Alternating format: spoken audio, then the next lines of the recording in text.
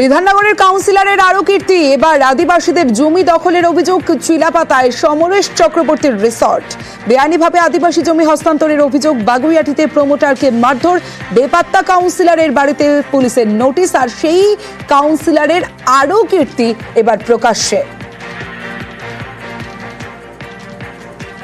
এই জমিটা তো এককালীন আমাদের ছিল, তো এই জমিটা আমরা বিক্রি করেছি, 1,000 টাকা ফলে নিয়েছিল। আমরা বলেছেন আমাদের ট্রাইবেল কি করে জমিটা বিক্রি হতো না, আপনাদের ট্রাইবেল না, আপনাদের জেনারেল, মানে হুমকি দিয়েছিল। যারা নিয়েছেন তারা তো আবার শুনি নাকি ওনারা প্রভাবশালী ব্যক্তি, কলকাতার কাউন্সিলর। আমরা চাই এটা সরজমিন তদন্ত হোক। এটা আমার দিকে নেই, হেল্প ট্যুরিজম থেকে নিচ্ছে। আমি এখন হেল্প ট্যুরিজমের মধ্যে নাই আর কি। ওটা হেল্প ট্যুরিজমের আমার পার্টনারশিপ ছাড়ার পরে হেল্প ট্যুরিজমের আন্ডারে ওই জমিটা চলে গিয়েছিল। হেল্প ট্যুরিজম জমিটা বিক্রি করেছে, ওই নর্দার্ন কিনেছেন আর কি। হাইকোর্টের নির্দেশ, আর সেই নির্দেশে সোনারপুরে ভাঙা হলো বেআইনি নির্মাণ। সোনারপুর ব্লক প্রশাসনের নেতৃত্বে ভাঙা হলো বেআইনি নির্মাণ। দীর্ঘদিন ধরে সোনারপুরের বিস্তীর্ণ অংশে জলা জমিতে দাপট জমি মাফিয়ার। এবার সেই বেআইনি নির্মাণই ভাঙার নির্দেশ হাইকোর্টের, আর সেই বেআইনি নির্মাণ ভাঙা হলো। অর্পণ রয়েছে আমার সঙ্গে।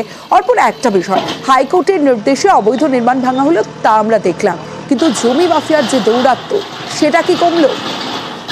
দেখো, ইতিমধ্যেই ব্লক প্রশাসন ব্যবস্থা নিয়েছে এবং পুলিশ প্রশাসনের তরফ থেকে এই জমি কারা হস্তান্তর করলো অথবা জমি কিভাবে বিক্রি হচ্ছে তার সঙ্গে ল্যান্ড ডিপার্টমেন্টের বেশ কয়েকজন জড়িত রয়েছে, এমনটাই তারা মনে করছে। ইতিমধ্যেই তদন্ত শুরু হয়েছে। 2017 সালে এই যে জলাজমি ভরাট করে সেখানে বেআইনি নির্মাণ এবং সেখানে বিভিন্ন রাজ্য থেকে মানুষজন এসে বসবাস শুরু করেছিলেন, তাদের কাছ থেকে যেমন বয়ান নেওয়া হচ্ছে, পাশাপাশি কলকাতা হাইকোর্টের তরফ থেকে 2023 সালে এই জেলা শাসককে নির্দেশ দেওয়া হয় যে সমস্ত যেসব জলাজমি ভরাট করা হয়েছে সেই সমস্ত জলাজমি যারা ভরাট করে বেআইনি নির্মাণ করেছেন সেই জলাজমি পুনরায় সেখানে জলাজমি করতে হবে। এবং ব্লক প্রশাসনের উদ্যোগে আজ সকাল থেকেই দেখা গেল যে খেয়াদাও 2 এলাকায় যে বিভিন্ন যে বেআইনি নির্মাণ হয়েছিল সেগুলো ভাঙা হয়েছে এবং এই জমি মাফিয়া অর্থাৎ যারা জমি বিক্রি করেছে বিভিন্ন ভাবে জাল দলিল বার করে তাদের বিরুদ্ধে কড়া প্রশাসনিক পদক্ষেপ নেওয়ার জন্য ইতিমধ্যেই নির্দেশ দেওয়া হয়েছে। বেশ, 10 সাল আগে থাকছে। কত বছর ধরে রয়েছে? 10 বছর ধরে।